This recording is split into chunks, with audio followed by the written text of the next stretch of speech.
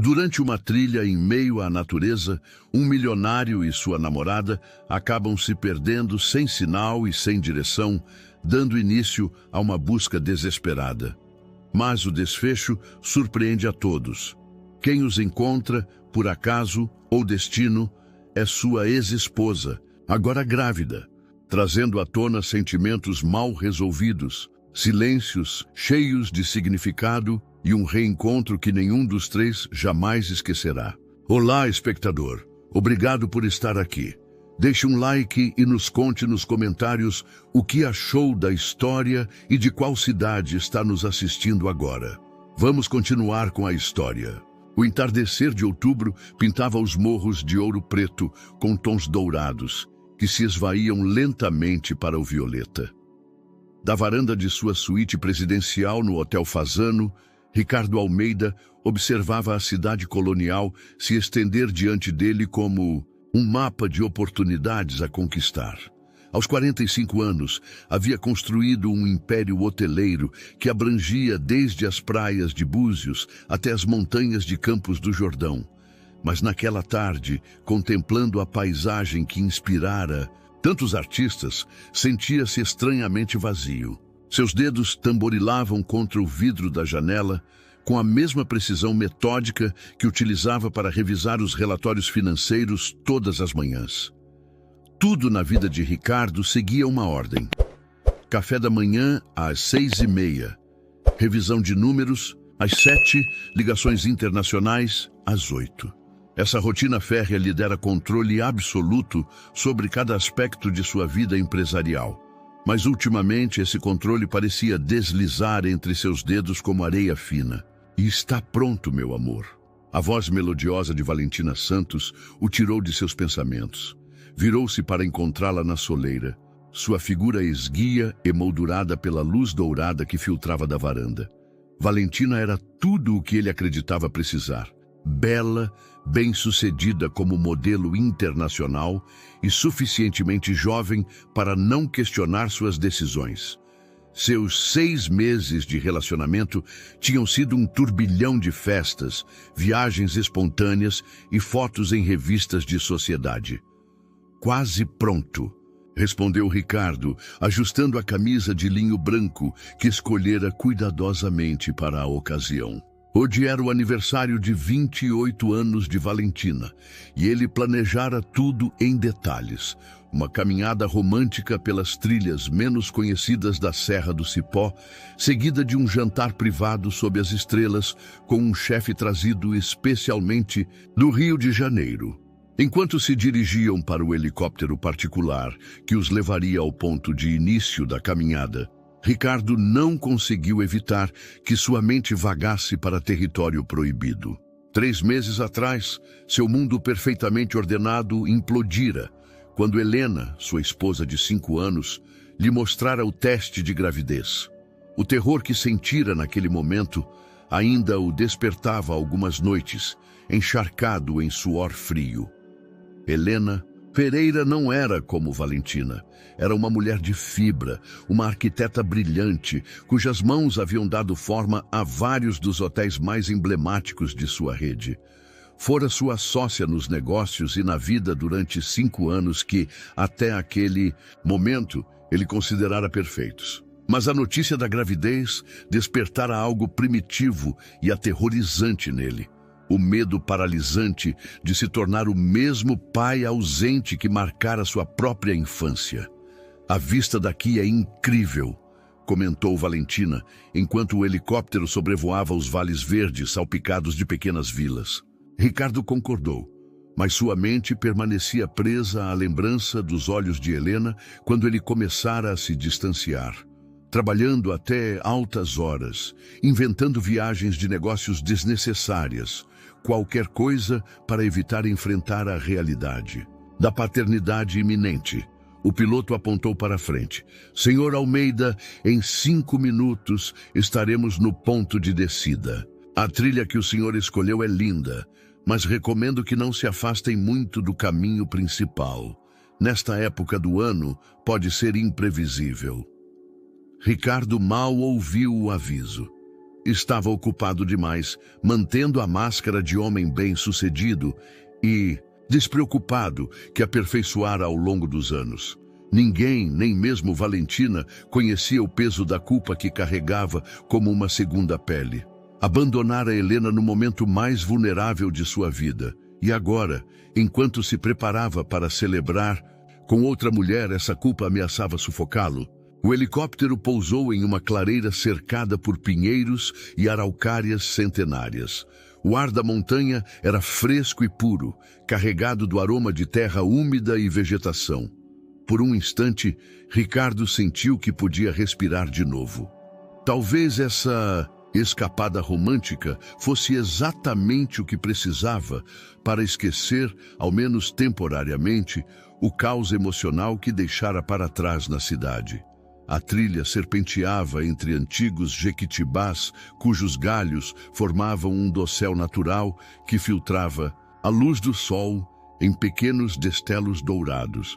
Ricardo caminhava com passo firme, consultando ocasionalmente o GPS de seu telefone e o mapa topográfico que estudara meticulosamente na noite anterior. Cada detalhe dessa excursão fora planejado com a mesma precisão militar que aplicava a seus negócios. Rota calculada, tempo estimado, pontos de descanso marcados. Este lugar é mágico, sussurrou Valentina, parando para fotografar uma borboleta monarca que pousara em uma flor silvestre. Entendo por que os incas consideravam essas montanhas sagradas. Seu comentário surpreendeu Ricardo. Durante os 6 meses de relacionamento, as conversas de Valentina raramente transcendiam a moda, os eventos sociais ou seus projetos fotográficos. Essa faceta reflexiva era nova para ele, e por um momento sentiu-se culpado por tê-la subestimado. Meu avô costumava me contar histórias sobre essas montanhas, continuou ela, ajustando a pequena mochila que carregava. Dizia que aqui os espíritos dos antepassados ainda caminham entre as árvores, cuidando de quem respeita a natureza. Ricardo concordou distraído, mais preocupado em manter o horário do que com as lendas locais. Segundo seus cálculos, tinham 3 horas de caminhada até chegar ao mirante que escolhera para o jantar surpresa, e queria chegar antes que o sol começasse a se pôr. O chefe já estaria preparando tudo no ponto de encontro designado. O primeiro indício de que algo estava errado chegou como uma mudança sutil no ar. O vento, que até então fora uma brisa suave, começou a intensificar-se, trazendo consigo o aroma pesado da chuva distante. Ricardo olhou para o céu, percebendo pela primeira vez as nuvens cinzas que se acumulavam além dos picos das montanhas. Você ouviu isso? Perguntou Valentina, parando abruptamente. Ricardo esticou o ouvido. Um estrondo distante, como o som de um trem distante, ressoava entre as árvores. A princípio, pensou que poderia ser um avião, mas o som era muito profundo, muito constante. É trovão, murmurou, sentindo a primeira gota de chuva atingir sua testa. Mas segundo a previsão do tempo, não terminou a frase. A previsão do tempo, como muitas outras coisas em sua vida perfeitamente planejada, acabava de se tornar irrelevante. Em questão de minutos, as gotas isoladas se transformaram em uma garoa persistente e depois em uma chuva torrencial que transformava a trilha de terra em um rio de lama. Precisamos procurar abrigo, gritou por cima do rugido da tempestade que agora se desatava com fúria primitiva. Os raios iluminavam o céu em destelos cegadores, seguidos imediatamente por trovões que faziam tremer a terra sob seus pés. Valentina, encharcada até os ossos, havia se transformado. A modelo elegante desaparecera, substituída por uma mulher que avaliava a situação com olhos calculados. Precisamos de altura, gritou ela, apontando para uma formação rochosa a cerca de 100 metros de distância. Ali tem uma saliência que pode nos proteger. Ricardo, acostumado a ser quem tomava as decisões, sentiu-se estranhamente desorientado. Seu telefone perdera o sinal completamente e o GPS mostrava apenas um ponto piscante em um mar de interferência digital. Pela primeira vez em anos, não tinha controle absoluto sobre a situação. Lutavam contra o vento e a chuva até alcançarem o abrigo improvisado sob a saliência rochosa. Ambos tremiam, não apenas de frio, mas pela adrenalina de terem escapado dos raios que agora caíam com frequência aterradora ao redor da floresta. Isso não estava na previsão, murmurou Ricardo, mais para si mesmo do que para Valentina. Sua camisa de linho branco, cuidadosamente escolhida, agora grudava em seu corpo como uma segunda pele transparente. Seus sapatos de caminhada, novos e caros, estavam cheios de lama. As montanhas têm suas próprias regras, respondeu Valentina, escorrendo a água de seus cabelos longos. Meu avô sempre dizia que não se vem à montanha para conquistá-la, mas para aprender com ela. Um estrondo ensurdecedor fez com que se encolhessem contra a parede rochosa. Mas não era um trovão. Era algo muito mais ominoso. O som de árvores centenárias se quebrando como fósforos, de rochas se desprendendo das encostas, da própria terra se deslocando sob o peso da água. Quando finalmente ousaram olhar de seu abrigo, a trilha por onde tinham chegado desaparecera. Em seu lugar, uma massa de árvores caídas, rochas e lama bloqueava completamente a passagem. O deslizamento fora massivo, alterando completamente a geografia do local. Ricardo sentiu seu mundo ordenado se desmoronar junto com a encosta da montanha. Seu telefone, via satélite, estava no helicóptero. Seus planos cuidadosamente traçados haviam sido apagados pela fúria da natureza.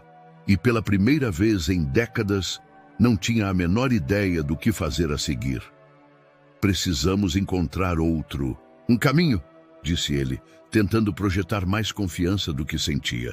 Valentina olhou para ele com uma expressão que ele nunca vira antes. Não era admiração nem dependência, mas uma avaliação fria e prática da situação. Não há outro caminho, Ricardo. Ao menos não hoje. Vamos ter que passar a noite aqui. As palavras caíram sobre ele como golpes físicos. Passar a noite na montanha não estava em nenhum de seus planos meticulosamente elaborados. A chuva continuava a bater implacável contra a rocha que os protegia, criando uma cortina líquida que os separava do mundo exterior. Ricardo verificava obsessivamente seu telefone a cada poucos minutos, como se a repetição do gesto pudesse fazer aparecer magicamente as barras de sinal de que desesperadamente precisava. Não vai funcionar, disse Valentina suavemente, observando-o do outro extremo de seu pequeno abrigo. Estamos em uma zona morta. Sempre foi assim nessas montanhas. Como você sabe disso? A pergunta saiu mais áspera do que Ricardo pretendia. Sua frustração crescia a cada minuto que passava sem conseguir se comunicar com o exterior, sem conseguir controlar a situação. Valentina olhou para ele com um sorriso que ele nunca vira antes. Um sorriso que falava de segredos guardados e experiências não compartilhadas. Cresci em Minas Gerais, em uma vila onde a luz elétrica chegou quando eu tinha 12 anos. Sei o que é viver sem tecnologia. Ricardo, sei o que é sobreviver com o que se tem em mãos. Essa revelação o atingiu como um soco. Durante 6 meses, assumira que Valentina era simplesmente uma modelo privilegiada da capital. Alguém cuja maior preocupação era escolher o vestido certo para uma festa. Nunca se dera ao trabalho de perguntar sobre sua infância, sua família, suas origens. Você nunca me disse, murmurou ele, sentindo-se estranhamente exposto sob seu olhar direto. Você nunca me perguntou. Não havia reprovação em sua voz, apenas uma constatação simples e dolorosa. Para você, minha vida começou no dia em que nos conhecemos naquela sessão de fotos para a revista do seu hotel em Búzios. A verdade de suas palavras cravou-se nele como uma espinha. Construíram uma imagem de Valentina baseada em suposições superficiais, da mesma forma que construíram uma imagem de si mesmo como o empresário perfeito, o homem que tinha tudo sob controle. Um raio particularmente brilhante iluminou a paisagem circundante, revelando a magnitude do desastre. O deslizamento se estendia muito além do que haviam visto inicialmente, transformando o vale em um mar de lama e escombros. Precisamos encontrar um abrigo melhor, disse Valentina, avaliando praticamente a situação. Essa saliência nos protege da chuva, mas se a temperatura cair durante a noite, vamos ter problemas. O que você sugere? Ricardo surpreendeu a si mesmo perguntando. Em seu mundo empresarial, ele era quem dava as ordens, quem tinha as respostas. Mas ali, naquela montanha desconhecida, Valentina parecia saber coisas que ele nem sabia que precisava saber.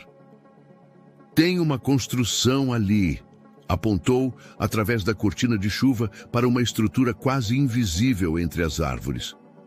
Parece uma cabana velha.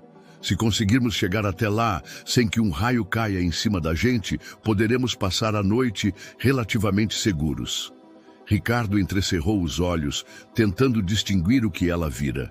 De fato, havia algo que parecia feito pelo homem entre a vegetação, embora a distância e a chuva tornassem difícil determinar seu estado.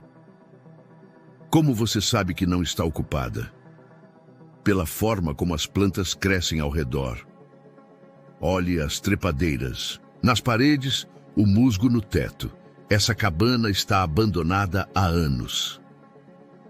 Novamente, Ricardo se viu admirando uma faceta de Valentina que desconhecia completamente. Seus olhos treinados na moda e na estética aparentemente também haviam aprendido a ler os sinais da natureza de uma maneira que ele nunca poderia. Está bem, disse ele finalmente. Quando você sugere que vamos?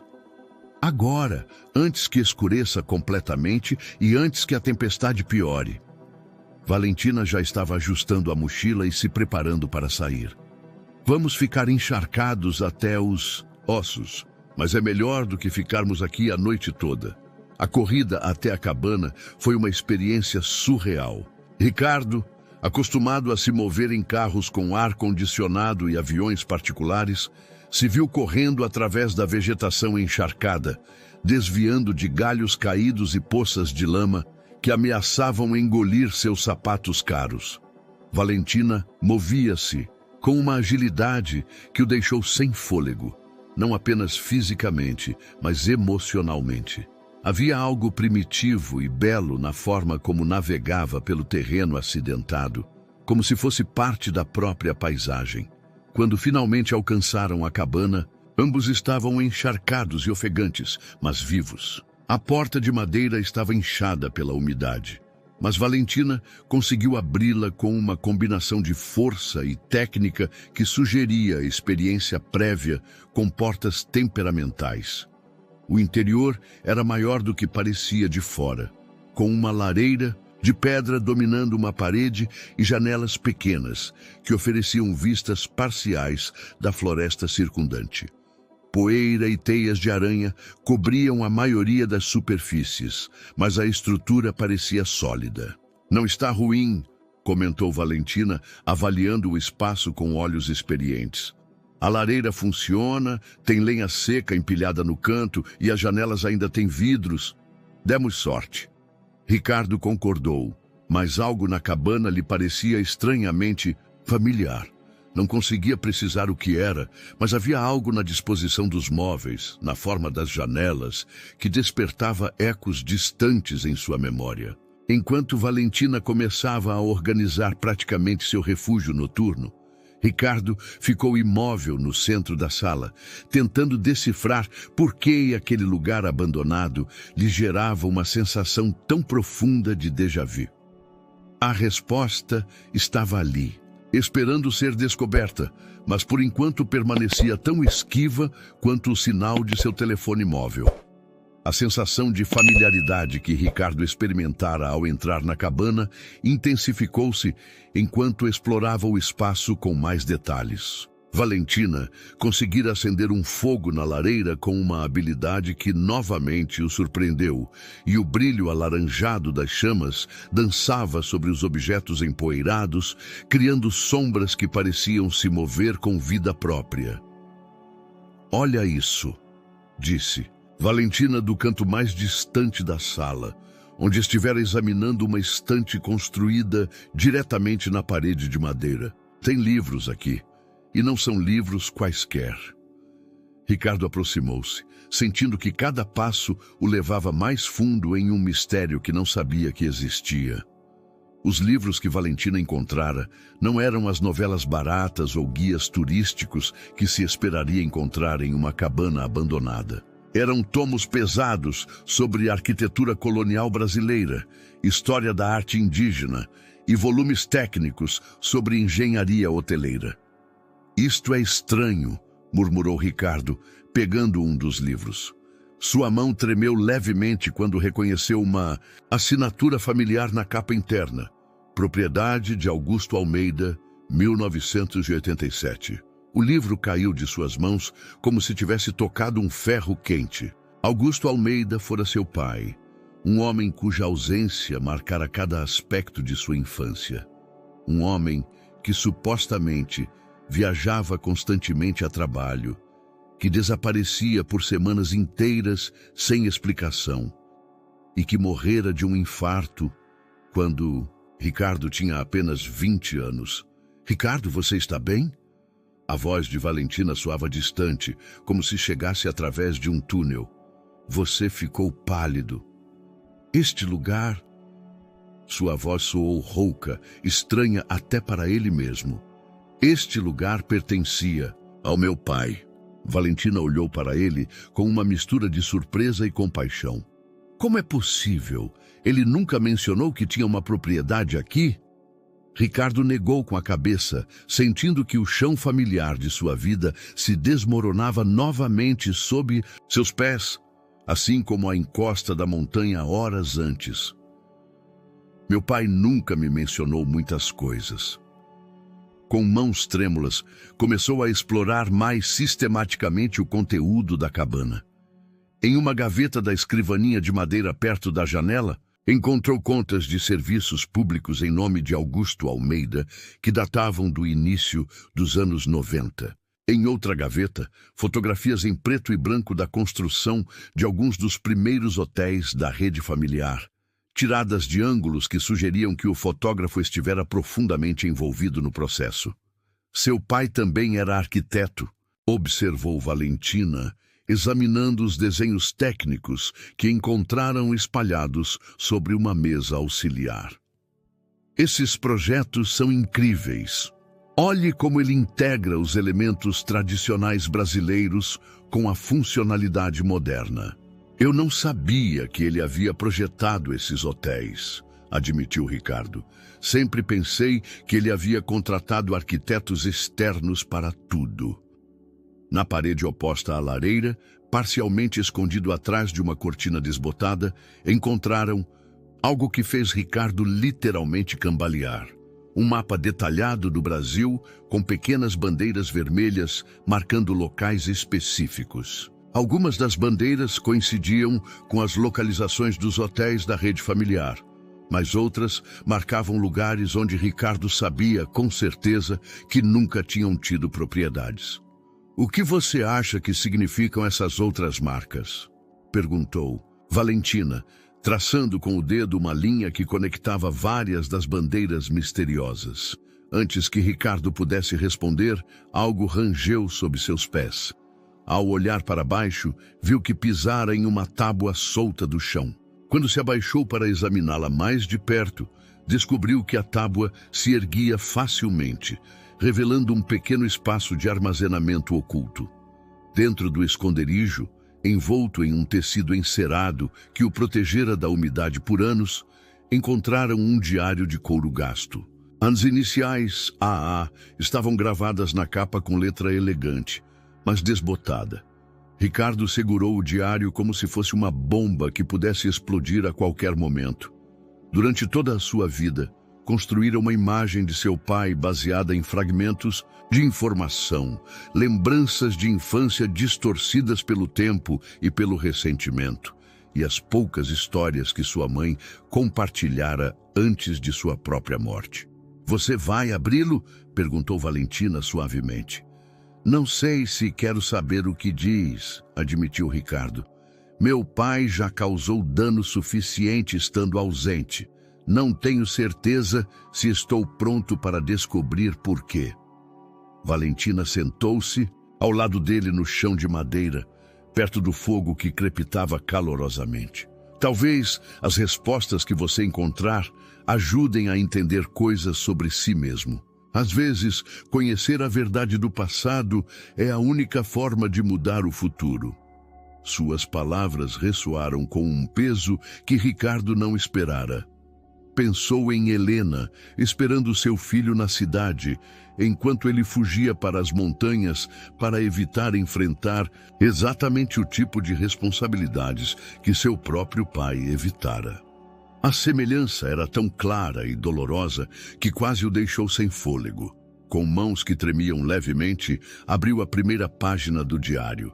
A letra de seu pai era familiar, mas estranha ao mesmo tempo, inclinada para a direita com traços firmes que falavam de decisão e urgência. 15 de janeiro de 1985. Helena não deve saber deste lugar. Nunca deve saber deste lugar. Ricardo sentiu seu coração parar. Helena era o nome de sua mãe, mas também o nome de sua esposa. A coincidência era perfeita demais, cruel demais para ser acidental. Em seu apartamento em Ipanema, Helena Pereira Almeida acordou com a inquietante sensação de que algo estava profundamente errado. O relógio digital em sua mesa de cabeceira marcava 6h47 da manhã, e a reunião com os investidores japoneses estava marcada para as 10 horas. Ricardo sempre a ligava antes de reuniões importantes, sem exceção. Era uma daquelas rotinas obsessivas que haviam caracterizado seu casamento por 5 anos. Sentou-se na cama com dificuldade, sentindo o peso dos 6 meses de gravidez que carregava. Sua mão pousou instintivamente em seu ventre, onde o bebê movia-se com a energia matutina que ela passara a associar aos cafés da manhã. "Bom dia, meu pequeno", murmurou, tentando acalmar tanto o bebê quanto seus próprios nervos. Seu telefone mostrava 0 chamadas perdidas, 0 mensagens de texto. Era impossível. Ricardo controlava cada aspecto de sua vida empresarial com a precisão de um relojoeiro suíço. Não ligar antes de uma reunião daquela magnitude era como se o sol tivesse decidido não nascer. Helena discou o número de Ricardo, mas a chamada foi direto para o correio de voz. A mensagem gravada com sua voz profissional e controlada lhe pareceu estranhamente sinistra nas circunstâncias atuais. "Você ligou para Ricardo Almeida. Deixe sua mensagem após o tom." "Ricardo, sou Helena. Me ligue assim que ouvir isso. Os investidores de Tóquio chegam às 10 e preciso confirmar os detalhes do contrato de Curitiba." Fez uma pausa, sentindo uma pontada de algo que poderia ser dor ou simples preocupação. "Espero que você esteja bem." Enquanto se vestia com o tailleur azul marinho, que escolhera especificamente para projetar autoridade e competência, Helena revisou mentalmente tudo o que sabia sobre os planos de Ricardo para o fim de semana. Ele mencionara algo sobre uma viagem romântica com Valentina a Ouro Preto, mas os detalhes tinham sido vagos. Ricardo sempre era vago quando se tratava de seus planos com a modelo. Às 8 da manhã, depois de 2 cafés descafeinados e 3 ligações infrutíferas mais para o telefone de Ricardo, Helena tomou uma decisão que a surpreendeu a si mesma. Ligou para a secretaria executiva da rede hoteleira. "Mercedes, sou Helena, preciso que me conecte com o piloto do helicóptero corporativo." A assistente pessoal de Ricardo, uma mulher eficiente que trabalhara para a empresa por mais de uma década, não conseguiu esconder sua surpresa. Senhora Helena, o senhor Almeida me pediu para não revelar os detalhes de sua viagem do fim de semana. Mercedes, estou grávida de 6 meses e meu marido não apareceu para a reunião mais importante do trimestre. Ou você me dá a informação que preciso, ou ligo diretamente para o Conselho Administrativo para explicar por que o CEO desapareceu sem explicação. A ameaça era real e ambas sabiam disso. Helena fora instrumental no projeto dos hotéis mais bem-sucedidos da rede, e sua influência no Conselho Administrativo era considerável, especialmente agora que carregava o herdeiro dos Almeida. 5 minutos depois, Helena tinha toda a informação que precisava. Ricardo e Valentina haviam voado para Ouro Preto no dia anterior com planos de fazer uma caminhada na Serra do Cipó. O piloto recebera instruções para buscá-los em um ponto de encontro específico às 19 horas, mas quando chegou ao local designado, não encontrou ninguém. E o que o piloto fez então? Perguntou Helena, sentindo sua preocupação se transformar em algo mais frio e calculado. Esperou até as 21h e depois retornou à base em Ouro Preto. Presumiu que eles haviam mudado de plano sem avisá-lo. Helena conhecia Ricardo bem o suficiente para saber que ele jamais mudaria de plano sem comunicá-la. Era constitutivamente incapaz de improvisar ou alterar um cronograma uma vez estabelecido. Se não aparecera no ponto de encontro, era porque não conseguira fazê-lo. Às 9h15, Helena estava em seu carro, dirigindo para o aeroporto particular, onde estava hangarado o jatinho corporativo. A reunião com os investidores japoneses teria que esperar.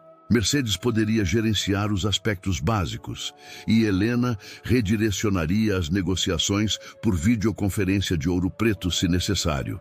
Enquanto dirigia, discou o número de Diego Costa, seu colega de faculdade que agora coordenava operações de resgate em emergências para o governo estadual de Minas Gerais. Eles não haviam se falado em mais de 2 anos, mas Helena sabia que Diego manteria a profissionalidade acima de qualquer incômodo pessoal.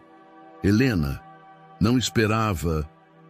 A voz de Diego soava exatamente como em seus dias universitários, calorosa, mas surpresa. Diego, preciso da sua ajuda. Meu marido está perdido nas montanhas da Serra do Cipó desde ontem à noite. Não houve perguntas sobre a situação conjugal de Helena ou expressões de surpresa pelo fato de ela ser casada. Diego se transformou imediatamente no profissional de resgate em que se tornara. Me dê todos os detalhes que você tiver. Localização exata do último avistamento, equipamento que ele levava, experiência em montanhismo, condições médicas relevantes. Enquanto Helena fornecia a informação, parte de sua mente analisava friamente a situação. Ricardo estava perdido na montanha com sua namorada modelo, enquanto ela, grávida de seu filho, organizava o resgate. A ironia era tão perfeita que quase resultava cômica. Helena, a voz de Diego havia se tornado mais suave, mais pessoal. Teve uma tempestade severa ontem à noite naquela região. Relatos de deslizamentos e árvores caídas. Vamos encontrá-los, mas quero que você saiba que pode levar tempo. Eu entendo, respondeu Helena, embora o que ela realmente entendesse fosse algo muito mais profundo e perturbador. Entendia que estava prestes a arriscar sua saúde e a de seu bebê por um homem que a abandonara emocionalmente desde o momento em que soubera que seria pai. Entendia que estava repetindo padrões de comportamento que a tornavam cúmplice de sua própria marginalização. Mas também entendia algo mais. Os hotéis, a empresa, o patrimônio que estava construindo para seu filho não podiam se dar ao luxo de perder Ricardo Almeida. Não importava o quão complicados fossem seus sentimentos pessoais por ele. A chuva havia cessado durante a madrugada. Mas o amanhecer chegou nublado e cinzento, filtrando-se pelas janelas embaçadas da cabana como uma promessa incerta. Ricardo passara a maior parte da noite acordado, lendo entradas do diário de seu pai à luz do fogo moribundo, enquanto Valentina dormia, encolhida no sofá de couro rachado que encontraram em um canto. Cada página que lia revelava um homem que Ricardo nunca conhecera, ou talvez que nunca se dera ao trabalho de conhecer. Augusto Almeida não era simplesmente o empresário ausente que habitava sua memória. Era um arquiteto apaixonado, um visionário, que projetara pessoalmente cada um dos primeiros hotéis da rede familiar, e também um homem atormentado por segredos que levara para o túmulo. 22 de março de 1987. Viajei para o Espírito Santo novamente. Maria Cecília está mais linda que nunca, e o pequeno Caio já anda. Prometi que desta vez seria diferente, que encontraria uma forma de estar presente em suas vidas. Mas quando penso em Isadora no Rio de Janeiro, em Bernardo que mal tem 12 anos, e já me olha com aquela mistura de ressentimento e esperança. Como explica para um menino que seu pai tem outro filho em outro lugar? As palavras se desvaneciam na página manchada pelo que poderiam ter sido lágrimas ou simplesmente umidade da montanha. Mas o impacto em Bernardo foi como um martelo golpeando seu peito. Seu pai tinha outra família. Tinha um meio-irmão chamado Caio em algum lugar do Espírito Santo, e seu pai vinha dividindo seu tempo, seu amor, sua presença entre dois mundos completamente separados. "O que você descobriu?"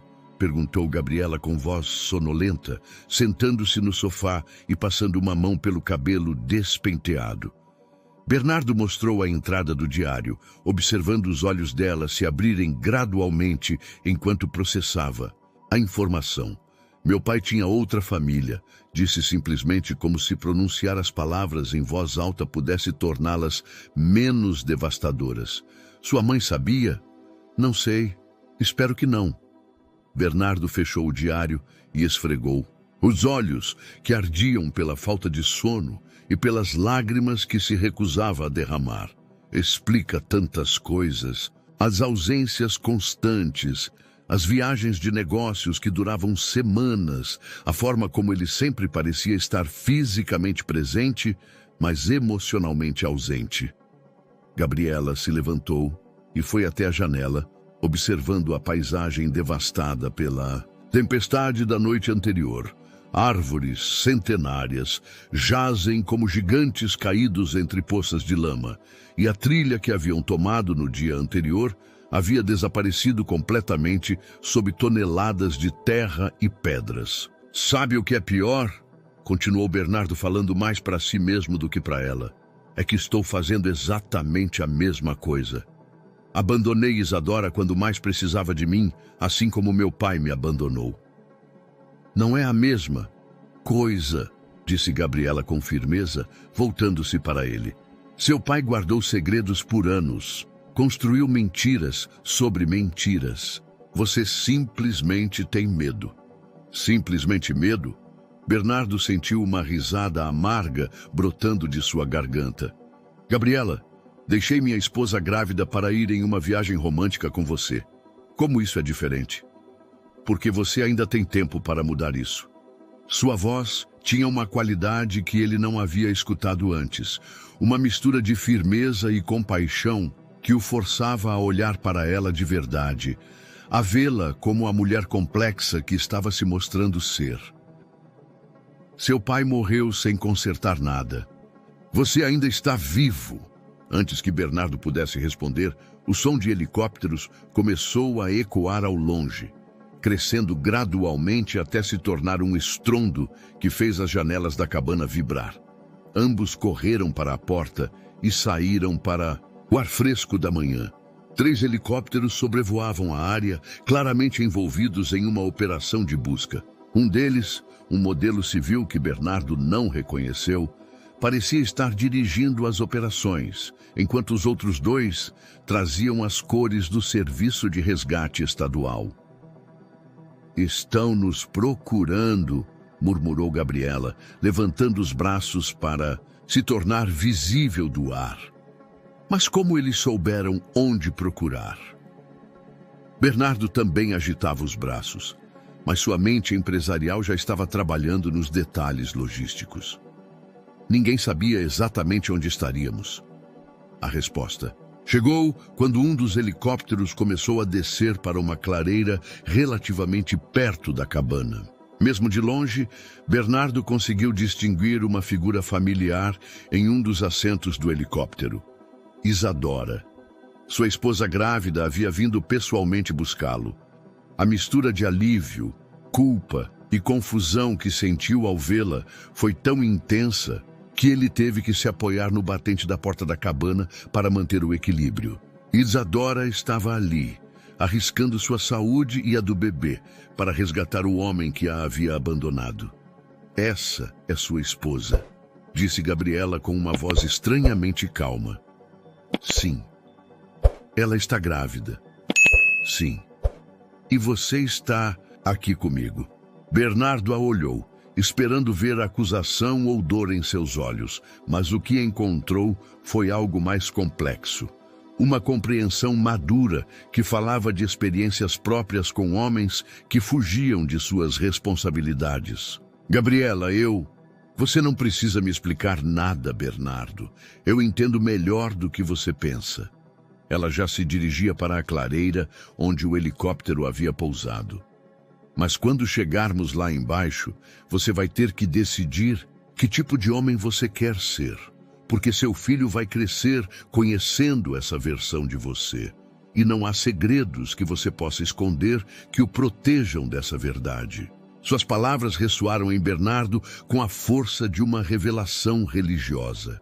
Enquanto caminhava para o helicóptero que o levaria de volta à sua vida real, carregava consigo não apenas o diário de seu pai, mas também a compreensão de que os padrões familiares não eram um destino inevitável, mas sim escolhas que ele poderia mudar.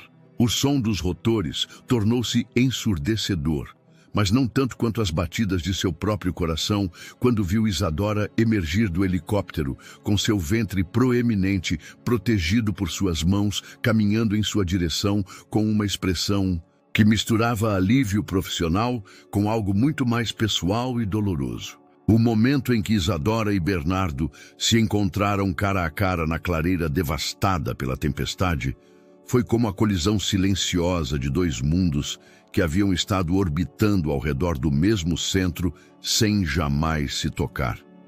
Isadora, com seu vestido, de gestante levemente amassado pela viagem de helicóptero, e seus cabelos castanhos presos em um coque prático, irradiava uma competência profissional que mal conseguia mascarar a tempestade emocional que se desenvolvia em seus olhos escuros. Você está ferido? Foram suas primeiras palavras, pronunciadas com a mesma tonalidade que ela usava para avaliar os projetos de construção de um novo hotel.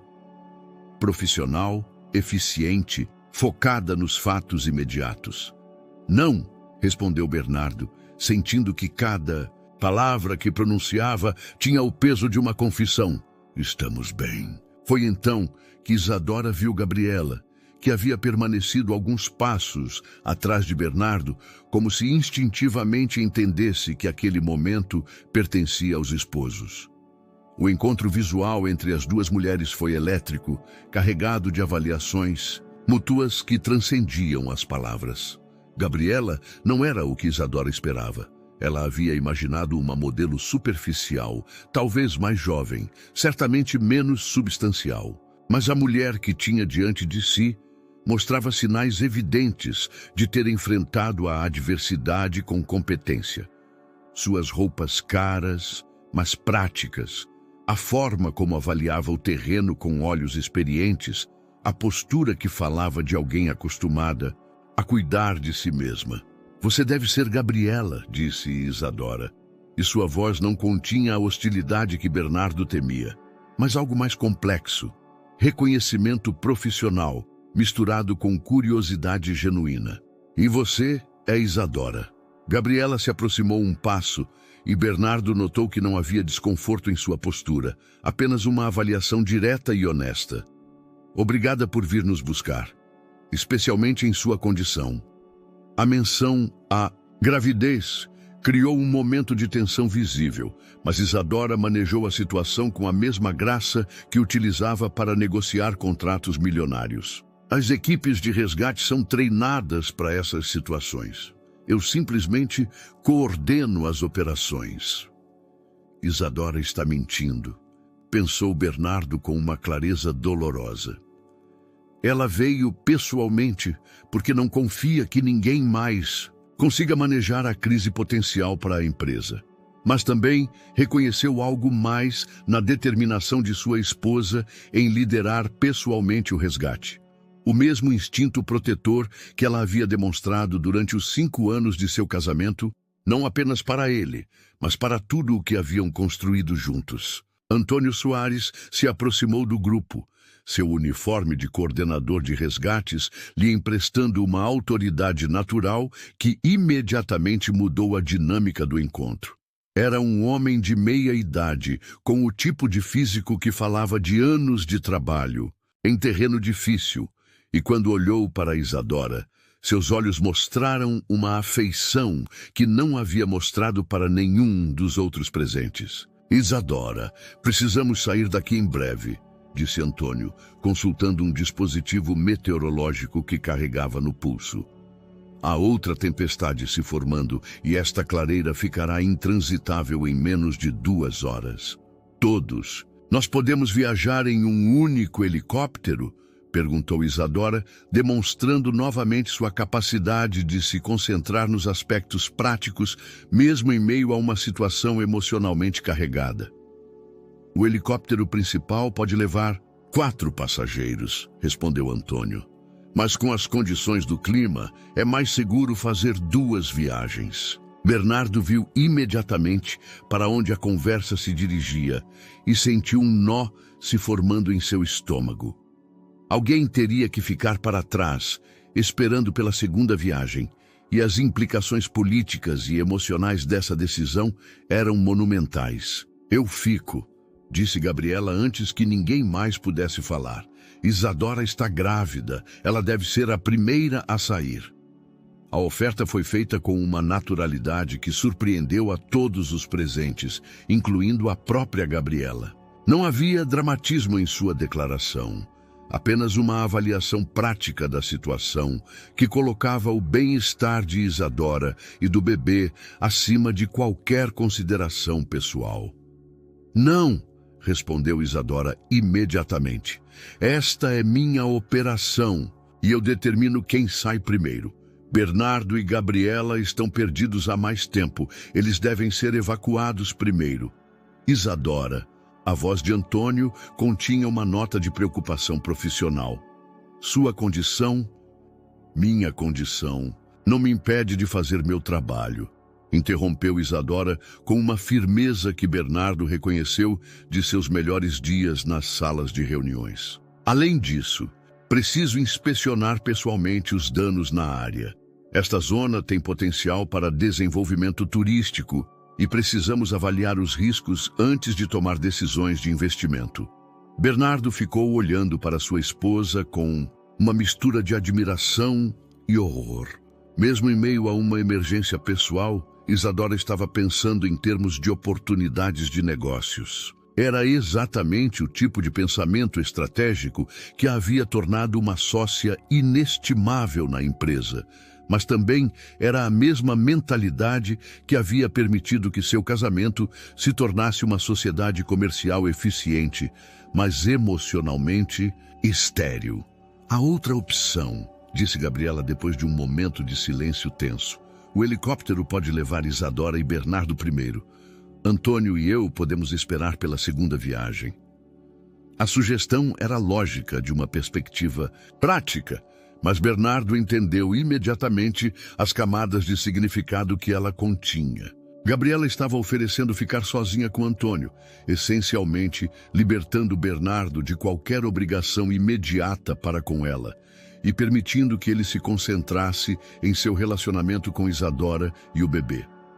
Essa não é uma boa ideia, disse Antônio com uma firmeza profissional que não conseguia esconder completamente outra preocupação. Como coordenador da operação, minha responsabilidade é garantir que todos os civis sejam evacuados antes que eu deixe a área. Isadora observava esta troca com os olhos calculistas que Bernardo havia visto em centenas de negociações empresariais. Ela estava avaliando não apenas a logística da evacuação, mas também as dinâmicas pessoais que se desenvolviam entre os 4 adultos que se encontravam naquela clareira remota. Antônio está certo, disse ela finalmente. Como coordenador, ele deve ficar até o final. Eu ficarei com ele para completar a avaliação da área. Bernardo e Gabriela podem ir no primeiro helicóptero. A decisão surpreendeu a todos, especialmente Bernardo, que esperava que Isadora insistisse em separá-lo de Gabriela o mais rápido possível. Mas enquanto observava sua esposa coordenando os detalhes finais da evacuação, começou a entender que Isadora estava jogando um jogo muito mais sofisticado do que ele havia antecipado. O voo de volta para a cidade foi um exercício em comunicação silenciosa. Bernardo e Gabriela ocupavam os assentos traseiros do helicóptero, separados por apenas centímetros de distância física, mas por um abismo emocional que parecia expandir-se a cada quilômetro que os afastava da montanha. O piloto, concentrado em navegar pelas nuvens baixas que ameaçavam se transformar em outra tempestade, não prestava atenção à tensão palpável entre seus passageiros. Bernardo observava a paisagem que se desdobrava abaixo deles. Pequenas cidades conectadas por estradas sinuosas, parcelas de cultivo que formavam um mosaico verde e dourado, a civilização organizada que contrastava dramaticamente com o caos, a primitivo que haviam experimentado na montanha. Cada elemento da paisagem lhe lembrava que estava retornando a um mundo onde as decisões tinham consequências, onde as ações exigiam explicações. "Em que você está pensando?", perguntou Gabriela, inclinando-se levemente para ele para ser ouvida por cima do ruído dos rotores. "Que tudo vai mudar quando aterrissarmos", respondeu Bernardo com honestidade. "Que não posso continuar vivendo como se as decisões que tomo não afetassem outras pessoas." Gabriela assentiu com uma compreensão que parecia ir além de seus anos. "Sua esposa é impressionante", disse ela depois de um momento. "Entendo por que você se sente culpado." "Culpado?" Bernardo a olhou com surpresa. "Achei que você se sentiria, não sei, traída, ciumenta." "Talvez 6 meses atrás eu me sentiria assim", admitiu Gabriela. "Mas esses 2 dias me ensinaram coisas sobre você, sobre mim, sobre o que eu realmente quero da vida." Ela fez uma pausa, olhando pela janela para as nuvens que se espessavam abaixo deles. "Isadora não veio te buscar por amor romântico, Bernardo. Ela veio porque você é o pai de seu filho e porque seu desaparecimento ameaçava algo que ela construiu tanto quanto você." As palavras de Gabriela tinham uma precisão cirúrgica que cortava diretamente através das autoilusões que Bernardo havia estado alimentando. Sua esposa não havia organizado uma operação de resgate dramática porque não conseguia viver sem ele. Ela o havia feito porque era uma mulher prática, protegendo seus investimentos emocionais, financeiros e maternais. "Isso soa muito frio quando você coloca dessa forma." "Não é frio", respondeu Gabriela com firmeza. "É inteligente. É o que mulheres fortes fazem quando os homens que amam decidem fugir de suas responsabilidades." Sua voz adquiriu uma qualidade que falava de experiência pessoal. "Meu pai fez o mesmo que seu pai. Desapareceu quando minha mãe mais precisava dele. A diferença é que minha mãe não tinha recursos para ir buscá-lo."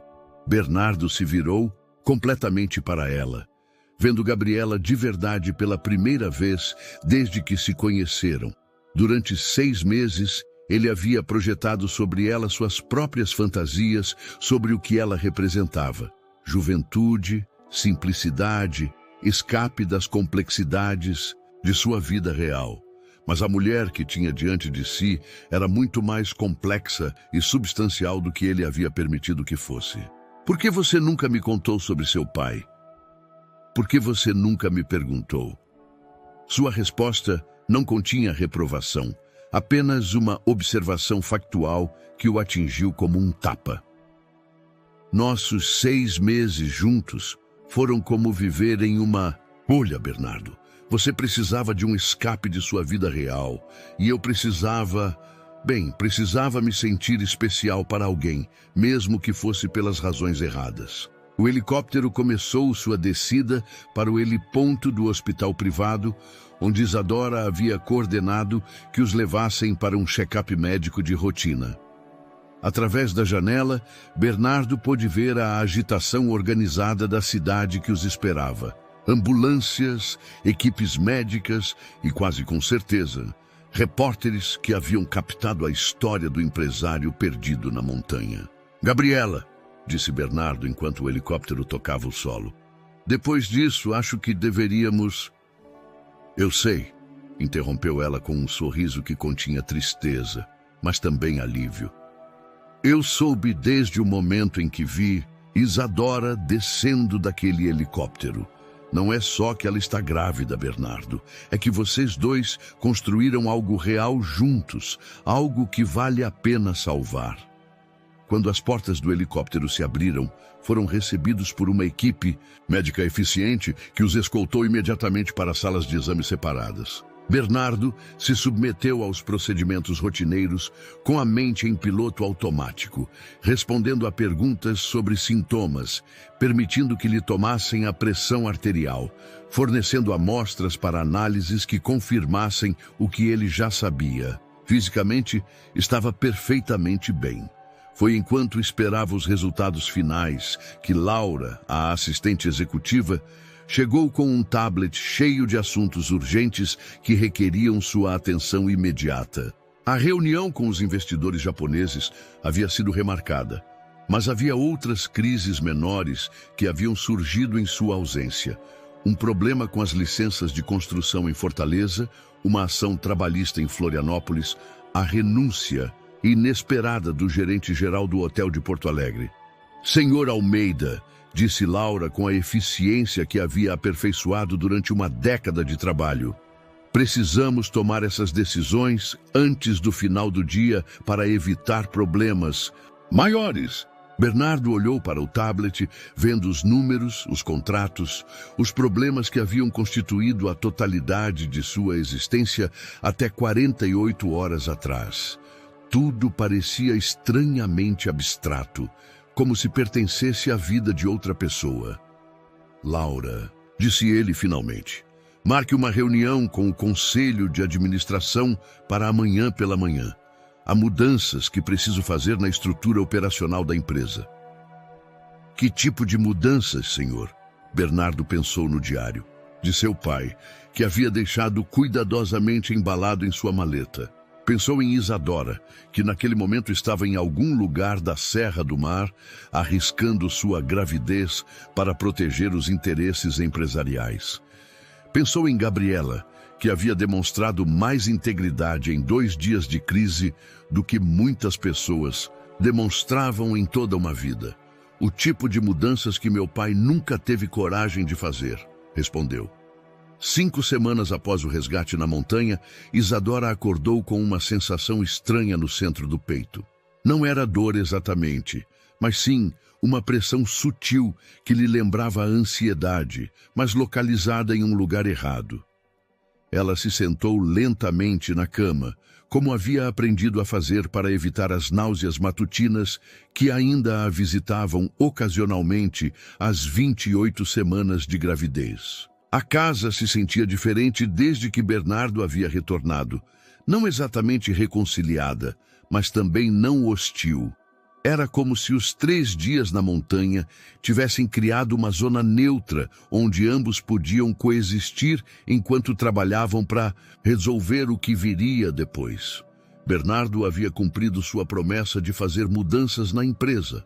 Havia promovido Isadora a diretora de desenvolvimento criativo.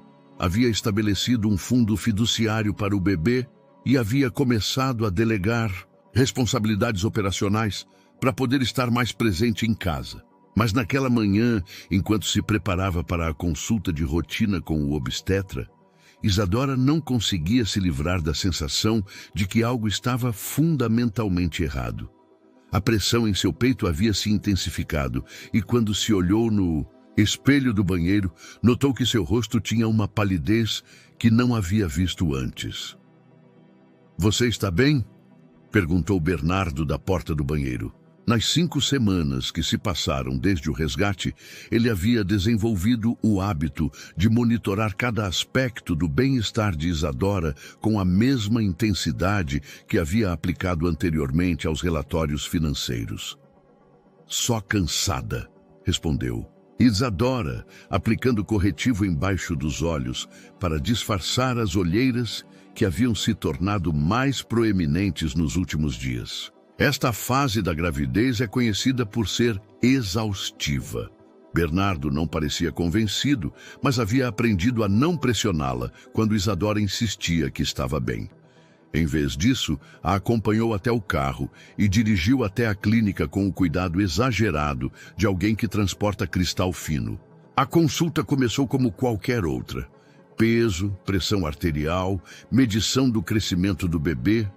Mas quando o Dr. Pereira começou a realizar o ultrassom de rotina, sua expressão mudou de maneira quase imperceptível, passando da jovialidade profissional para uma concentração intensa que fez Isadora sentir um arrepio de premonição.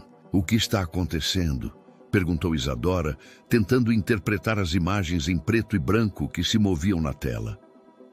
"Provavelmente nada", respondeu o Dr. Pereira. Mas suas mãos se moviam sobre os controles do equipamento com uma urgência que contradizia suas palavras tranquilizadoras. "Só quero verificar algumas medições." Bernardo havia se aproximado do lado da maca de exame e Isadora pôde sentir a tensão irradiando dele como calor. "Doutor, se houver algum problema..." "Preciso que Isadora tire a blusa completamente e se deite do lado esquerdo", interrompeu o Dr. Pereira, com uma voz que havia perdido toda a pretensão de casualidade. "Vou usar o estetoscópio para ouvir seu coração." Foi então que Isadora entendeu que a pressão estranha em seu peito não havia sido ansiedade. O Dr. Pereira ouviu por vários minutos, movendo o estetoscópio para diferentes posições, pedindo a Isadora que respirasse fundo, que prendesse a respiração, que tossisse suavemente. "Isadora", disse ele finalmente, "precisamos fazer alguns exames adicionais imediatamente. Vou pedir um ecocardiograma e alguns exames de sangue específicos." "Que tipo de exames?" A voz de Bernardo tinha a qualidade tensa que Isadora reconhecia das crises empresariais mais sérias. "Estou detectando irregularidades no ritmo cardíaco de Isadora, que podem indicar o desenvolvimento de uma condição chamada cardiomiopatia peripartum. É uma forma de insuficiência cardíaca que pode se desenvolver durante a gravidez ou pouco depois do parto." As palavras caíram na sala como pedras em um lago, criando ondas de choque que tocaram todos os aspectos da realidade que Isadora havia dado como certas. "Insuficiência cardíaca", repetiu, como se pronunciar as palavras pudesse mudar seu significado. "É uma condição séria, mas tratável", explicou o Dr. Pereira com a calma profissional que se usa para comunicar notícias devastadoras. "No entanto, requer manejo especializado e imediato. O melhor cardiologista perinatal do país está em Porto Alegre e precisamos consultá-lo o mais rápido possível." "Então vamos chamá-lo", disse Bernardo imediatamente. "Que ele venha aqui, ou voamos para Porto Alegre, o que for necessário." O Dr. Pereira trocou um olhar com Isadora, que não incluiu Bernardo. "O Dr. Castro tem uma política muito rígida de não viajar para consultas. Ele teve algumas Diferenças profissionais com certos membros da comunidade médica privada do Rio de Janeiro. Isadora entendeu imediatamente o que o doutor não estava dizendo diretamente. As diferenças profissionais provavelmente tinham a ver com o ego e as práticas comerciais agressivas que Bernardo havia aplicado a todos os aspectos de sua vida, incluindo provavelmente algum conflito anterior com o especialista que agora eles precisavam desesperadamente. Que tipo de diferenças? Perguntou Bernardo, embora Isadora pudesse ver em seus olhos que ele já suspeitava da resposta. Há 2 anos, o Dr. Castro apresentou uma proposta para estabelecer uma clínica de cardiologia perinatal em um de seus hotéis médicos em Natal. A proposta foi rejeitada após negociações difíceis sobre os termos financeiros. O silêncio que se seguiu foi carregado de implicações. Bernardo havia rejeitado a proposta do único especialista que agora poderia salvar a vida de Isadora e seu bebê, provavelmente por razões que naquele momento haviam parecido sólidas de uma perspectiva de negócios. Vou ligar para ele, disse Bernardo, tirando seu telefone. Vou me desculpar, vou oferecer a compensação que for necessária. Bernardo, a voz de Isadora tinha uma firmeza que deteve seus movimentos. Você não pode resolver isso com dinheiro ou com ligações telefônicas. Se o Dr. Castro não quiser trabalhar com você, precisamos encontrar outra forma de fazer isso acontecer. Foi naquele momento, sentada na maca de exame, com o gel do ultrassom ainda úmido em seu ventre e o peso de um diagnóstico médico sério afundando em sua realidade, que Isadora teve uma revelação que a surpreendeu tanto quanto a havia surpreendido o diagnóstico. Ela sabia exatamente quem poderia ajudá-la a contatar o Dr. Castro de uma forma que Bernardo nunca poderia. Gabriela Solis tinha conexões no mundo do entretenimento e da mídia que poderiam criar exatamente o tipo de pressão pública que um médico com consciência social não poderia ignorar. A ligação telefônica mais difícil da vida de Isadora foi feita do estacionamento da clínica, enquanto Bernardo falava com uma série de especialistas internacionais que provavelmente não poderiam ajudá-la tão efetivamente quanto a mulher, cujo número estava digitando com dedos trêmulos. Isadora? A voz de Gabriela soou surpresa, mas não hostil. Nas 5 semanas que se passaram desde o resgate, as 2 mulheres não haviam tido contato direto, embora ambas soubessem que suas vidas permaneciam entrelaçadas de maneiras complexas. Gabriela, preciso da sua ajuda. Isadora foi direta ao ponto, sem tempo para preâmbulos delicados. Tenho uma condição médica séria, relacionada à gravidez, e o único especialista que pode me tratar se recusa a trabalhar com Bernardo devido a conflitos profissionais passados. Não houve hesitação na resposta de Gabriela. O que você precisa que eu faça? A simplicidade da pergunta, sem condições, sem exigências de explicações detalhadas, sem o drama que Isadora havia temido, a atingiu com uma força emocional inesperada. O Dr. Castro, em Porto Alegre, é especialista em cardiomiopatia peripartum. É literalmente a diferença entre eu e meu bebê vivermos ou morrermos. Mas Bernardo o alienou há 2 anos durante uma negociação comercial falida. Entendi.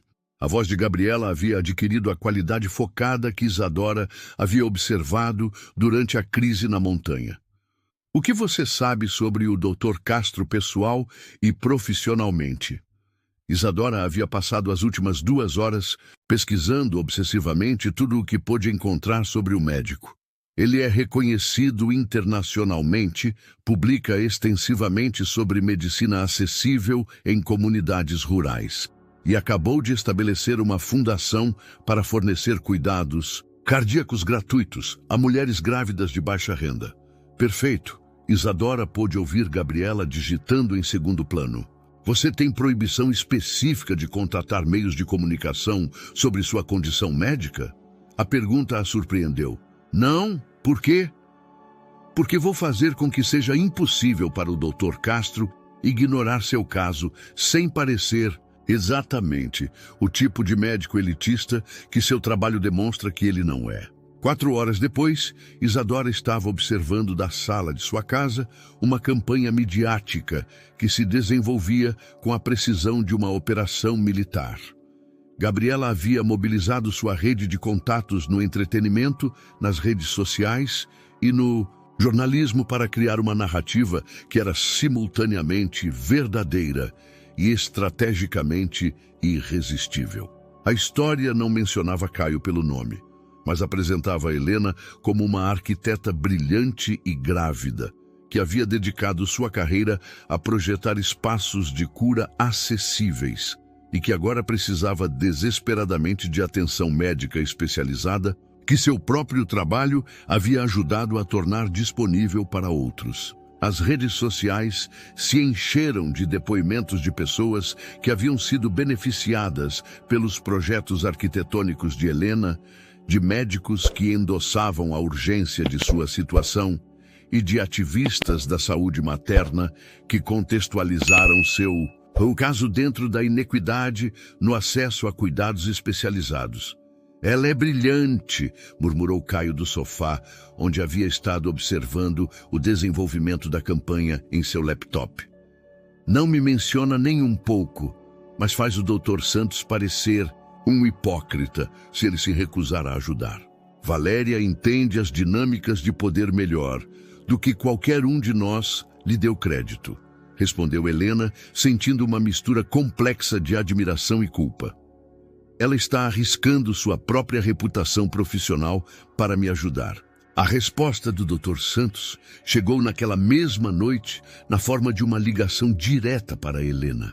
Sua voz era calorosa, mas profissional, sem vestígio da hostilidade que ele havia demonstrado às propostas comerciais de Caio. Senhora Pereira, tenho acompanhado o desenvolvimento de sua situação na mídia. Gostaria de revisar pessoalmente seus exames médicos e, se confirmarem a necessidade de intervenção especializada, terei o prazer de lhe consultar sobre as opções de tratamento. Dr. Santos, agradeço imensamente sua ligação, mas devo ser transparente. Meu marido é Caio Albuquerque e entendo que vocês tiveram divergências profissionais no passado. Houve uma breve pausa antes que o médico respondesse.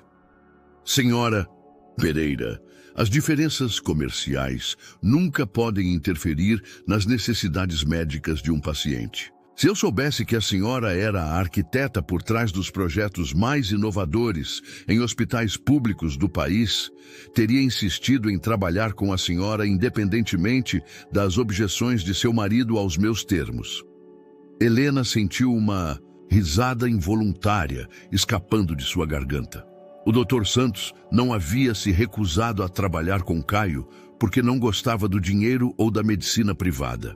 Ele o havia recusado porque as táticas de negociação agressivas de Caio haviam interferido com seu desejo de trabalhar especificamente com ela. Poderíamos marcar uma consulta para esta semana? Perguntou Helena. Posso estar em São Paulo amanhã de manhã se necessário. Sua condição não pode esperar. Depois de desligar, Helena encontrou Caio olhando para ela com uma expressão que misturava alívio, admiração e algo que poderia ter sido vergonha. Como é possível que o doutor queira trabalhar especificamente com você? Porque durante os últimos 5 anos, enquanto você construía hotéis, eu estava projetando hospitais comunitários, clínicas rurais e centros de saúde materna, em colaboração com organizações sem fins lucrativos, respondeu Helena. Era minha forma de garantir que nosso sucesso empresarial contribuísse para algo maior que nossas contas bancárias. Por que nunca me disse que estava fazendo isso? Helena o olhou com a mesma expressão que Valéria havia usado na montanha, quando Caio admitiu que nunca a havia perguntado sobre seu passado. Por que você nunca me perguntou, Caio? Você assumiu que minha vida profissional começava e terminava com os projetos que geravam renda direta para nossa empresa. Naquela noite, Enquanto Helena se preparava para dormir, com as instruções médicas estritas que havia recebido por telefone do Dr. Santos, recebeu uma mensagem de texto de Valéria. A campanha foi apenas o primeiro passo. Amanhã estarei aí, com você durante a consulta, se quiser. Helena olhou a mensagem por vários minutos, antes de responder. Por que você está fazendo isso por mim? A resposta chegou imediatamente. Porque mulheres fortes devem cuidar umas das outras, especialmente quando os homens que amamos não sabem como fazer isso. Pela primeira vez, desde que havia recebido o diagnóstico, Helena sentiu que não estava enfrentando aquela crise completamente sozinha. A consulta com o Dr. Santos foi realizada no hospital mais moderno da cidade, em uma sala de cardiologia que Helena reconheceu imediatamente porque havia participado de seu projeto 3 anos atrás. A ironia não lhe escapou.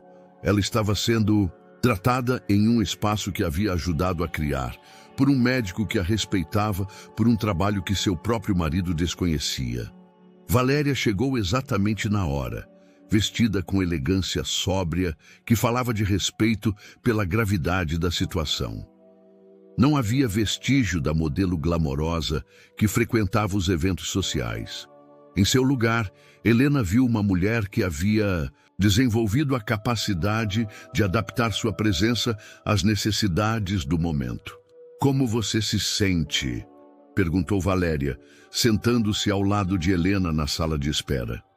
Aterrorizada, admitiu Helena com uma honestidade que a surpreendeu.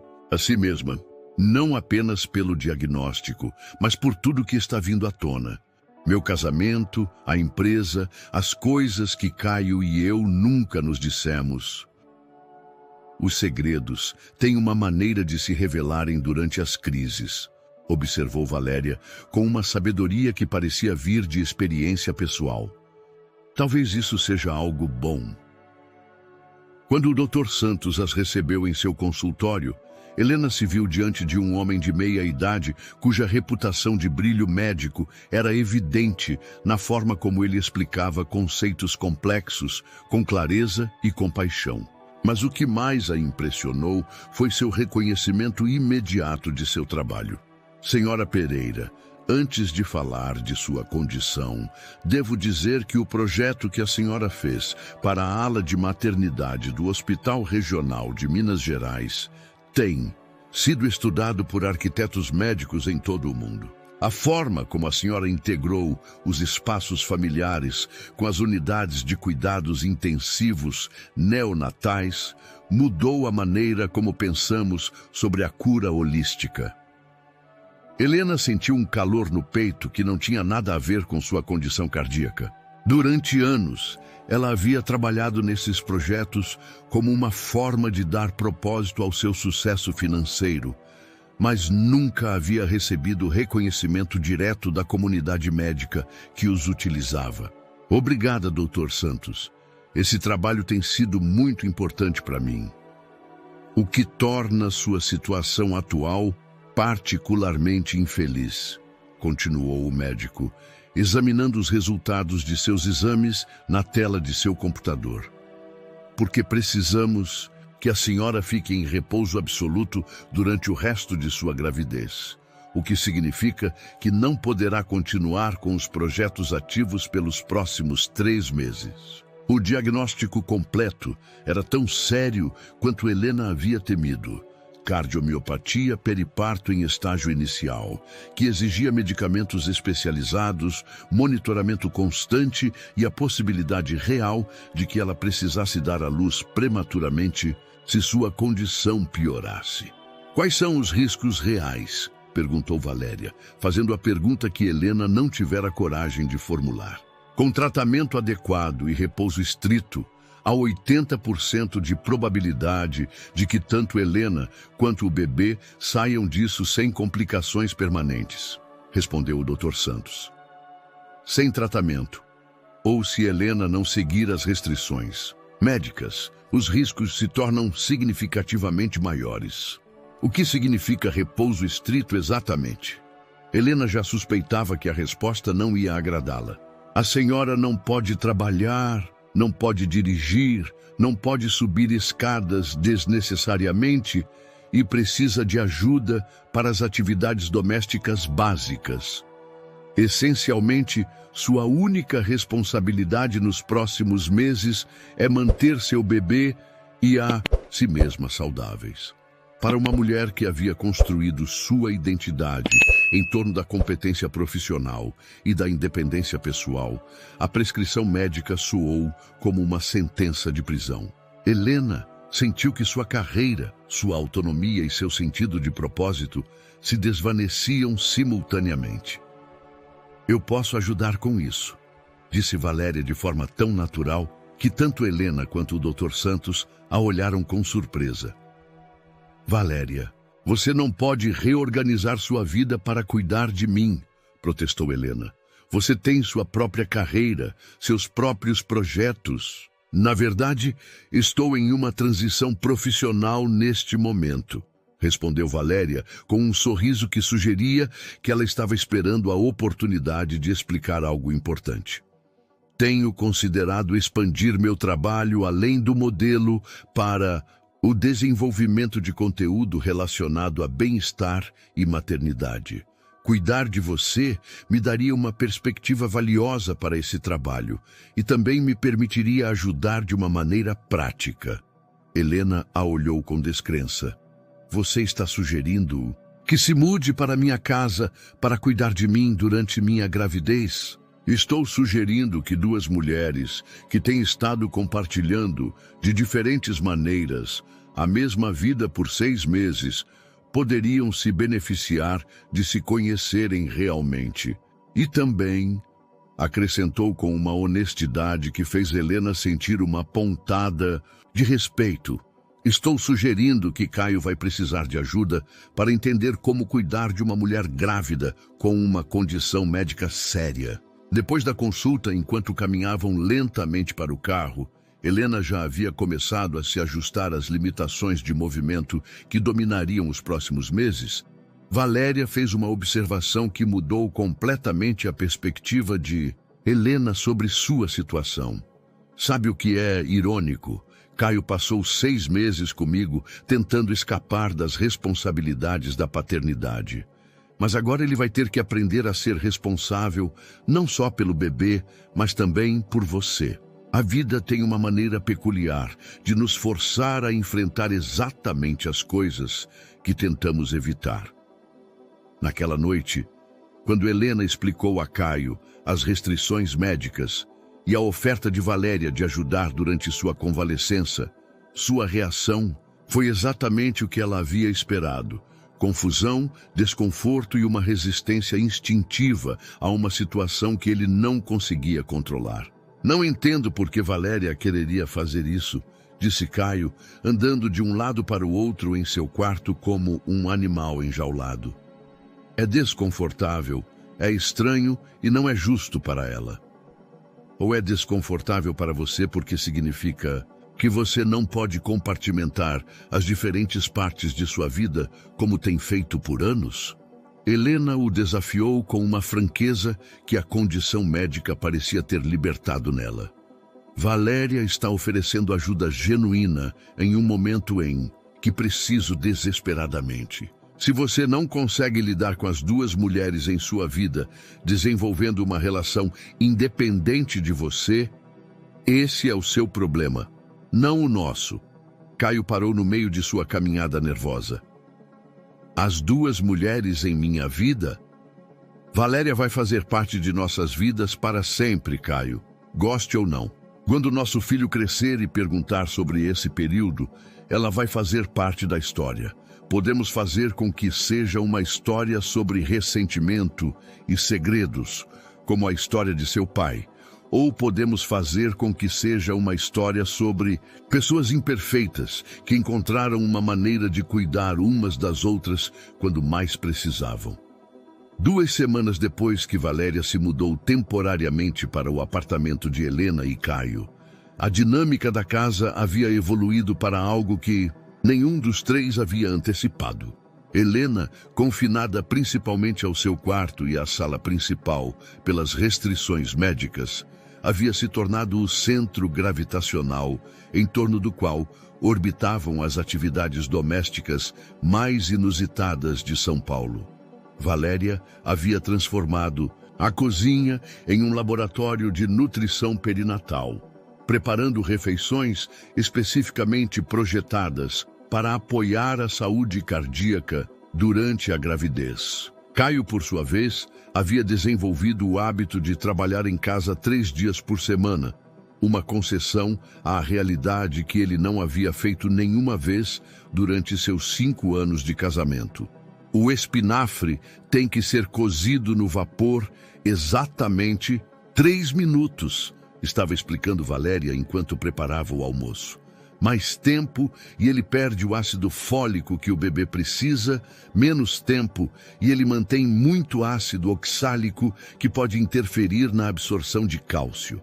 Helena, deitada no sofá com um livro sobre desenvolvimento infantil que Valéria lhe havia recomendado, observava a mulher que havia sido a outra em seu casamento se tornar uma especialista improvisada em nutrição médica.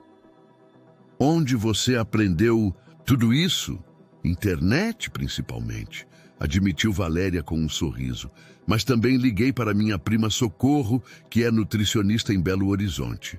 Acontece que cuidar de alguém te motiva a aprender coisas que você nunca pensou que precisaria saber. A observação continha camadas de significado que ambas as mulheres entenderam sem necessidade de explicações. Valéria estava aprendendo sobre cuidados maternais não apenas para ajudar Helena, mas também como preparação para um futuro que poderia incluir sua própria maternidade, com ou sem Caio. Valéria, disse Helena depois de um momento, posso te perguntar algo pessoal? Helena, estou morando na sua casa e lavando sua roupa íntima. Acho que já ultrapassamos os limites do que é muito pessoal. Helena riu, um som que se tornara mais frequente desde que Valéria havia chegado. Você alguma vez quis ter filhos? A pergunta criou um silêncio temporário na cozinha. Valéria continuou cortando legumes com movimentos precisos, mas Helena pôde ver que ela estava considerando cuidadosamente sua resposta. Sim, disse ela finalmente, mas sempre pensei que teria que escolher entre a maternidade e minha carreira. No mundo do modelagem, a gravidez é basicamente equivalente à aposentadoria forçada. Os contratos incluem cláusulas de peso, as agências te descartam se você não pode viajar com pouca antecedência. E agora? Agora estou vendo que talvez as mulheres que construíram vidas realmente bem-sucedidas como você tenham encontrado formas de fazer as duas coisas funcionarem. Observá-la durante essas semanas tem sido como um curso intensivo no que significa ser uma mulher forte. Helena sentiu um nó estranho na garganta.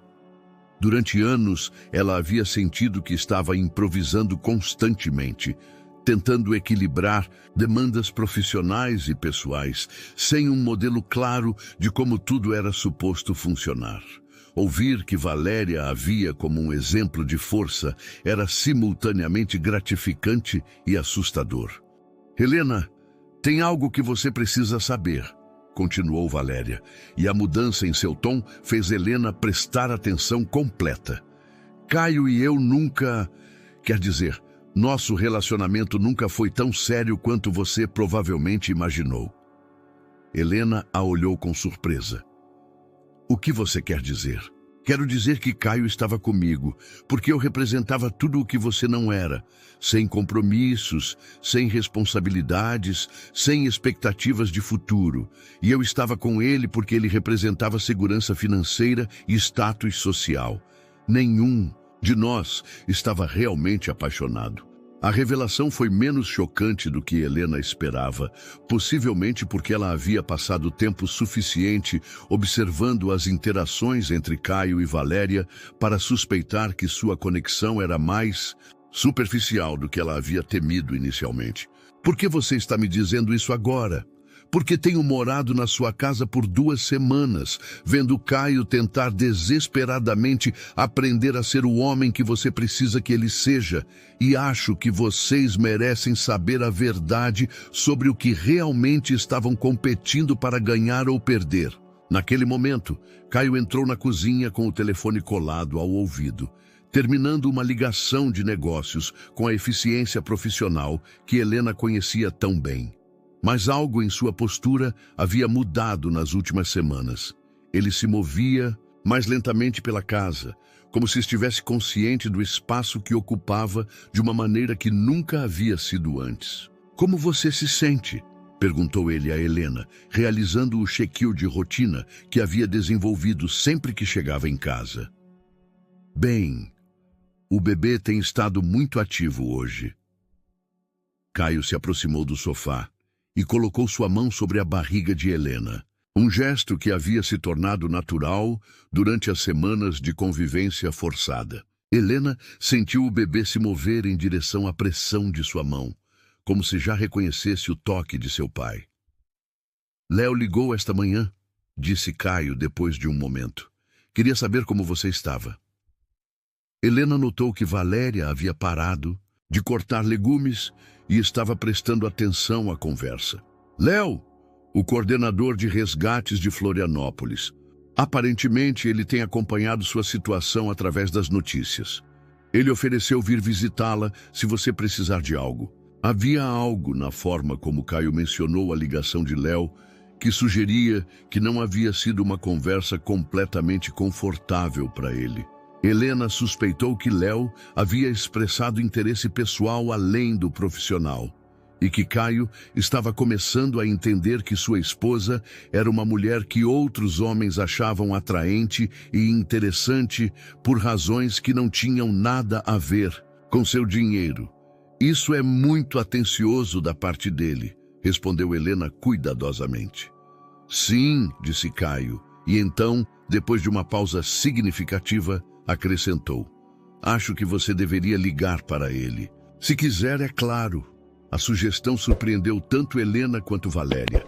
Caio, que havia passado anos controlando cada aspecto das interações sociais de Helena, estava ativamente fomentando uma amizade que poderia se desenvolver em algo mais complicado. Naquela noite, depois que Valéria se havia retirado para o quarto de hóspedes e Helena havia tomado seus medicamentos noturnos, Caio sentou-se na beira de sua cama com uma expressão que ela havia aprendido a reconhecer como prelúdio a conversas importantes. "Helena, preciso te perguntar algo e preciso que você seja completamente honesta comigo." "Tudo bem." "Se Léo tivesse estado disponível há 6 anos, quando nos conhecemos, você teria escolhido ficar com ele em vez de comigo?" Helena o olhou por vários segundos, considerando não apenas a pergunta, mas também as motivações por trás dela. "Por que você está me perguntando isso agora?" "Porque estou começando a entender que você se casou comigo por muitas das mesmas razões pelas quais eu saí com Valéria. Segurança, estabilidade, uma vida que parecia correta por fora. E estou começando a me perguntar se algum de nós escolheu o amor acima da conveniência." Era a pergunta mais honesta e vulnerável que Caio havia lhe feito em 5 anos de casamento, e Helena percebeu que sua resposta poderia determinar o rumo de tudo o que viria depois. A resposta de Helena à pergunta mais vulnerável de Caio foi interrompida por algo muito mais urgente do que a introspecção conjugal. Uma contração que a fez dobrar sobre si mesma com uma intensidade que ela não havia experimentado em nenhuma das dores ocasionais das semanas anteriores.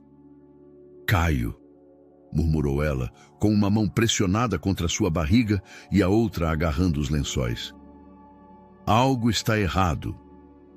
O treinamento executivo de Caio para lidar com crises foi ativado instantaneamente. Em questão de segundos, ele havia avaliado a situação, ligado para o Dr. Santos e estava ajudando Helena a se vestir para a viagem ao hospital. Mas foi Valéria quem demonstrou a presença de espírito mais prática, aparecendo no quarto com Uma bolsa pré-embalada que Helena não sabia que ela havia preparado. Documentos médicos, roupas para o bebê, seus remédios e artigos de higiene pessoal, disse Valéria com a eficiência de alguém que havia estado antecipando exatamente essa emergência. O carro está esquentando na garagem.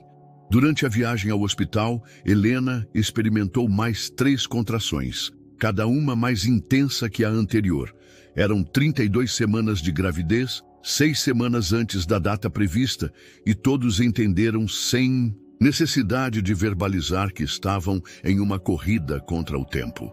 Dr. Santos disse que nos encontrará no pronto-socorro, relatou Caio do banco do motorista, dirigindo com a precisão controlada de alguém que entende que a velocidade excessiva poderia criar mais problemas do que resolveria. Helena, disse Valéria do banco de trás, segurando a mão de Helena durante outra contração. Preciso que você saiba algo antes de chegarmos ao hospital. Agora, Helena ofegou enquanto a contração atingia seu pico. Principalmente agora. Solicitei um visto de trabalho para a França. Tenho uma oportunidade com uma agência em Paris que poderia mudar completamente minha carreira. Caio olhou pelo espelho retrovisor, mas Valéria estava totalmente focada em Helena. Quando você vai? Isso depende de vocês dois, respondeu Valéria. Posso ir na próxima semana ou posso ficar até depois que o bebê nascer e você se recuperar completamente. Mas preciso que saibam que, independentemente do que decidirem sobre o casamento de vocês, eu vou começar minha própria vida nova. Helena entendeu imediatamente que Valéria estava oferecendo a Caio uma última chance de pedir que ela ficasse.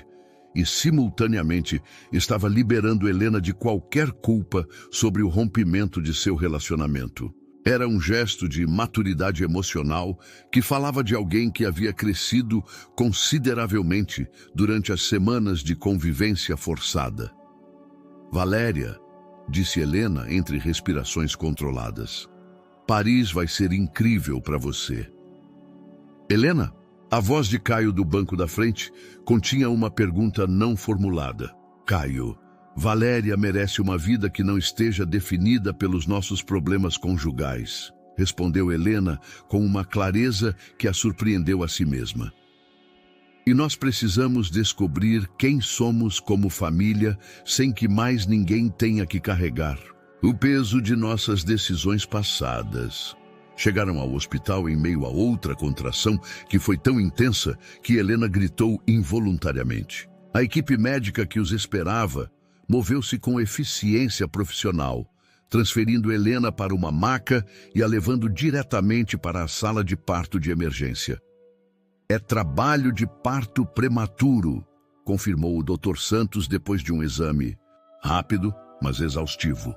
Sua condição cardíaca está estável, mas precisamos proceder com o parto imediatamente para evitar complicações adicionais. O bebê está bem? Perguntou Caio, tomando a mão de Helena enquanto os preparativos médicos se desenvolviam ao redor deles. Os sinais vitais do bebê são fortes, respondeu uma das enfermeiras.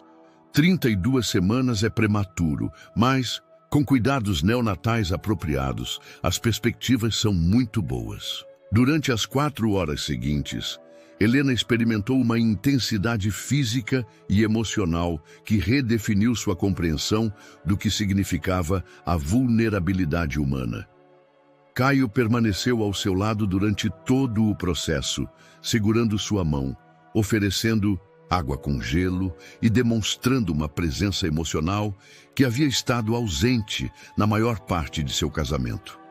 Valéria esperou na sala familiar, mantendo os funcionários-chave da empresa informados e coordenando com Mercedes para garantir que as responsabilidades profissionais de Caio fossem gerenciadas sem sua presença direta. Quando Sofia Helena Albuquerque finalmente chegou ao mundo às 2h47 da manhã, pesando 2,1 quilogramas e com pulmões que funcionavam bem o suficiente para encher a sala de parto com um choro forte e saudável, Helena entendeu pela primeira vez Em sua vida adulta, o que significava amar alguém sem condições, sem reservas e sem a necessidade de se proteger emocionalmente. Ela é perfeita, murmurou Caio, com lágrimas escorrendo pelo rosto enquanto observava sua filha ser examinada pela equipe neonatal. Sim, concordou Helena, sentindo uma paz que não havia experimentado em meses. Ela é. Naquele momento, cercada pelo milagre da nova vida e pela presença das duas pessoas que haviam demonstrado amor genuíno durante seu momento mais vulnerável, Helena finalmente teve a resposta à pergunta que Caio havia feito antes que o trabalho de parto começasse. Não, ela não teria escolhido Léo 6 anos atrás, mas não porque amava mais Caio, e sim porque 6 anos atrás era uma mulher diferente que havia tomado decisões baseadas em quem era então, não em quem ela se tornara agora. 9 meses após o nascimento de Sofia Helena, a cabana nas montanhas de Minas Gerais havia sido transformada em algo que nenhum deles havia imaginado possível. Um lar de verdade. Caio havia dirigido pessoalmente a reforma, mantendo o caráter rústico do refúgio de seu pai, enquanto adicionava comodidades modernas que permitiam estadias prolongadas. A celebração do primeiro aniversário de Sofia reuniu uma família que desafiava todas as definições convencionais. Helena, completamente recuperada de sua condição cardíaca, carregava sua filha enquanto observava Caio acender a lareira com a competência de alguém que havia aprendido a encontrar satisfação em tarefas simples. Quem diria que você acabaria sendo melhor cozinhando do que dirigindo conselhos administrativos? Brincou Léo, que havia chegado naquela manhã de Florianópolis com um presente artesanal para Sofia. Uma pequena borboleta de madeira de jequitibá que se tornara imediatamente seu brinquedo favorito. A paternidade te ensina prioridades que as escolas de negócios nunca mencionam, respondeu Caio, sorrindo enquanto observava sua filha tentar engatinhar em direção à lareira com determinação absoluta. Valéria apareceu na porta, bronzeada pelo sol mediterrâneo e radiante com o sucesso de sua nova vida em Paris. Ela havia chegado na noite anterior para a celebração, trazendo histórias de seu trabalho com uma fundação internacional que documentava a maternidade em diferentes culturas. Helena, o projeto das clínicas rurais em Minas Gerais foi indicado para um prêmio internacional de arquitetura humanitária, anunciou Valéria, entregando-lhe uma carta oficial que havia trazido da França. Helena sentiu uma satisfação que transcendia o reconhecimento profissional.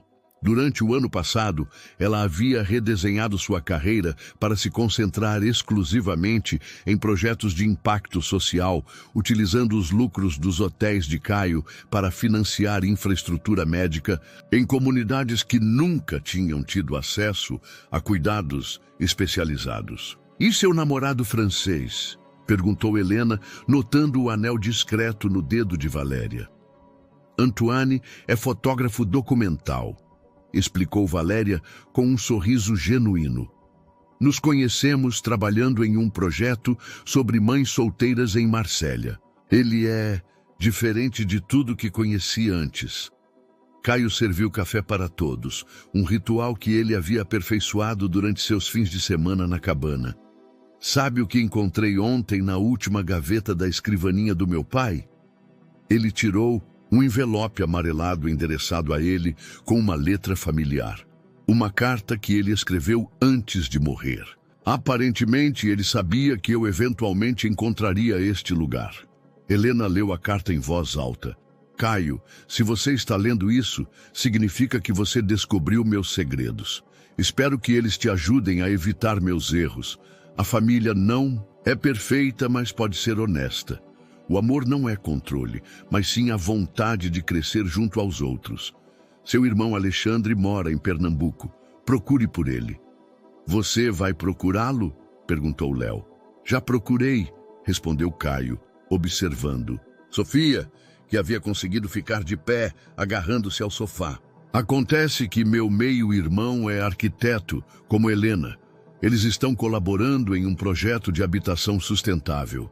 Enquanto o sol se punha sobre as montanhas que um dia os haviam pego em uma tempestade, Helena refletiu sobre o caminho que os havia levado a esse momento.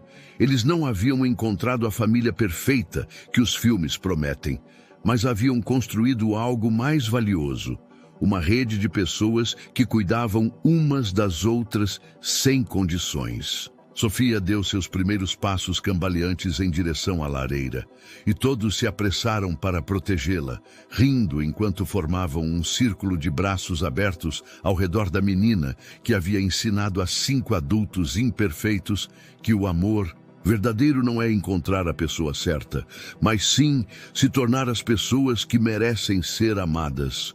Espero que você tenha curtido a história de hoje. Inscreva-se no canal para não perder mais histórias como essa. Deixe seu like e comente aí embaixo o que achou da história. Nos vemos no próximo vídeo.